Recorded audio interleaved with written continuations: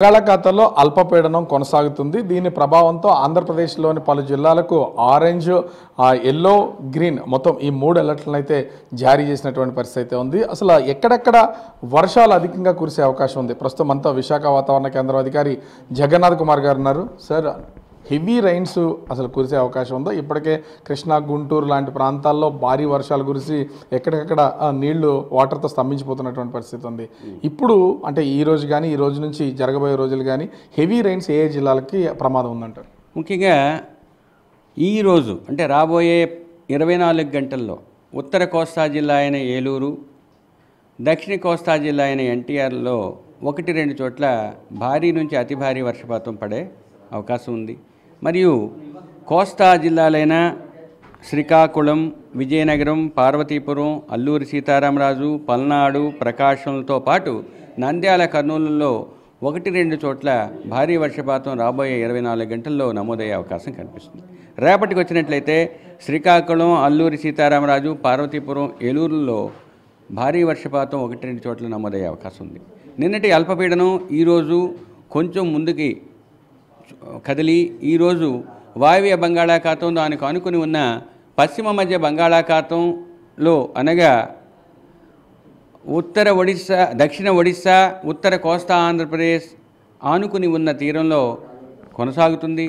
దీనికి అనుబంధంగా 7.6 కిలోమీటర్ల ఎత్తు వరకు ఉపరితల ఆవర్తనం ఉంది. ఇది రాబోయే 24 గంటల్లో పశ్చిమ వాయువ్య దిశలో పయనించి దక్షిణ ఒడిశా, ఉత్తర కోస్తా ఆంధ్రప్రదేశ్ మీదుగా పయనించే అవకాశం ఉంది. దీని ప్రభావంతో రానున్నటువంటి వారం రోజులు కూడా ఇదే విధంగా వర్షాలు కురిసే అవకాశం ఉందా?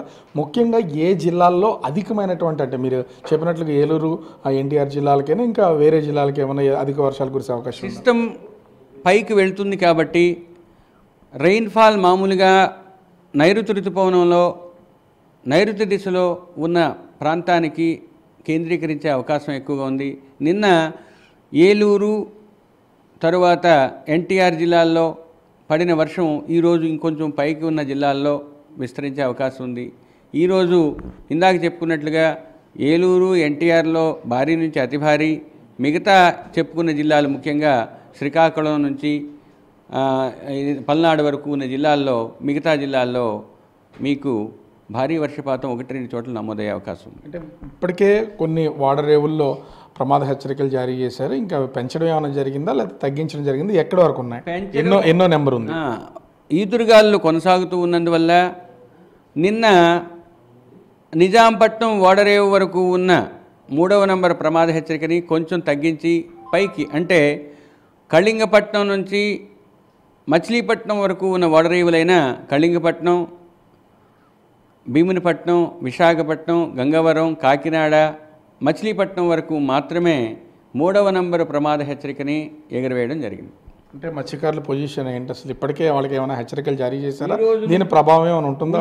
ఇంకా ఉంది. మత్స్యకారులు ఈరోజు ఉత్తర కోస్తా ఆంధ్రప్రదేశ్, యానాం మరియు దగ్గరున్న దక్షిణ కోస్తా ఆంధ్రప్రదేశ్ జిల్లాలకు ఆనుకుని ఉన్న తీరం వెంబడి, తీరం ఆవల కూడా 40 నుంచి 50 కిలోమీటర్లు, గరిష్టంగా 60 కిలోమీటర్ల వేగంతో ఈదురుగాలు ఇచ్చే అవకాశం ఈరోజు ఉంది.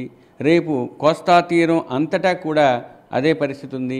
3వ రోజు ఓన్లీ మళ్ళీ ఉత్తర కోస్తా ఆంధ్రప్రదేశ్ తీరం వెంబడి ఆవల కూడా అటువంటి పరిస్థితి ఉంది. 3 రోజులైతే తీరం వెంబడి ఉన్నాయి. 2 రోజులు అంటే 4వ రోజు, 5వ రోజు తీరానికి కొంచెం ఆవల అటువంటి పరిస్థితి ఉన్నందువల్ల 3 రోజులు అత్యంత అప్రమత్తంగా, మిగతా 2 రోజులు కొంచెం అప్రమత్తంగా ఉంటూ వేటకు వెళ్లకుండా ఉండాల్సిందిగా 5 రోజులు మత్స్యకారులకి హెచ్చరికలు జారీ చేశారు. ఈ 5 రోజుల వ్యవధికి సంబంధించి ముఖ్యంగా అంటే భారీ వర్షాలు కురిస్తే వరదలు సంభవించడం కానీ, బాగా ముంపుకు గురవడం కానీ ఇట్లాంటి వాతావరణం ఏ జిల్లాలకు ఉండే అవకాశం ఉంది? నిన్న మేము చెప్పుకున్నట్లుగా ఎన్టీఆర్, కృష్ణా, పాత గుంటూరు జిల్లాలైన బాపట్ల, గుంటూరు, పల్నాడు ఈ జిల్లాలకి ఫ్లాష్ ఫ్లడ్స్ ఇవ్వడం జరిగింది. ఆ విధంగానే ఆ జిల్లాలకి హెచ్చరికలు జారీ చేయడం అయింది. ఈరోజు ఉదయానికైతే ముఖ్యంగా పల్నాడు, ప్రకాశం, నంద్యాల జిల్లాలకి అటువంటి పరిస్థితి ఉన్నట్లు జారీ చేయడం జరిగింది. నిజానికి ఫ్లాష్ ఫ్లడ్ 6 గంటలు, 12 గంటలు, 24 గంటలు ఆ ఫ్లాష్ ఫ్లడ్ రిస్క్ ఉంటే తెలియజేయడం జరుగుతుంది. ఓవరాల్గా చూస్తే అటు బంగాళాఖాతంలో ఏర్పడినటువంటి ఈ అల్పపీడన ప్రభావంతో రానున్నటువంటి 5 రోజులు కూడా కొన్ని చోట్ల ముఖ్యంగా ఎన్టీఆర్ జిల్లా, ఏలూరు జిల్లాలకి అతి భారీ వర్షాలు కురిసే అవకాశం ఉంది.